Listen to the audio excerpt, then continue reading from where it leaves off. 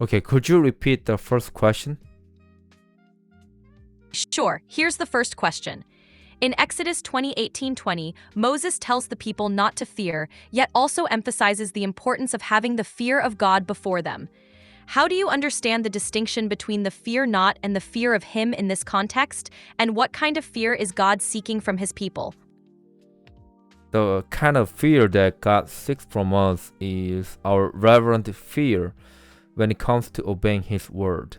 If we do not if we do not receive His word with us, if we do not take His word seriously, it is highly likely that we may fall into sin. This is exactly the reason why God spoke in such a fearsome manner, so that the Israelites would hear and take His word with more seriousness with more stern heart, and this will help them avoid sin and strive more to obey His word. Absolutely, that makes a lot of sense. The reverent fear you're describing is about having a deep respect and awe for God's holiness and authority. This kind of fear compels us to take His word seriously and live in obedience, recognizing the gravity of our relationship with Him. It's not about being terrified or paralyzed by fear, but about having a profound respect that leads to a transformed, obedient life. Let's think about how this reverent fear shapes our daily walk and our approach to scripture and worship.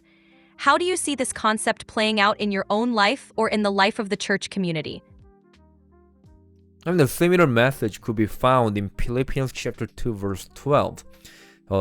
In this verse, Paul states that we must work out our salvation with fear and trembling. Why should we have such a fear? Because we can draw a lesson from the Israelites' history. The majority of them perished in the desert despite experiencing God's profound love and grace. That's why we must, and this gives us a stern warning that despite being God's chosen individuals, we may face the same consequence as the Israelites. And how can we avoid that? By conceiving a reverent fear that disobedience to His word leads to everlasting destruction in hell. That's a profound connection. Philippians 2:12 indeed urges believers to approach their salvation with fear and trembling, which underscores the gravity and seriousness of our faith journey. The history of the Israelites serves as a sobering reminder that even those who have witnessed God's miracles and received His grace can still fall into disobedience if they lose that reverent fear. This awareness keeps us vigilant and humble, recognizing that our relationship with God isn't to be taken lightly. It's a reminder that our obedience isn't just a matter of ritual, but stems from a heart that truly reveres God. In the context of the church community, cultivating this reverent fear can lead to a more sincere and earnest pursuit of God's will, encouraging each other to stay true to His word. It's a powerful motivator for living out our faith authentically and helping others do the same.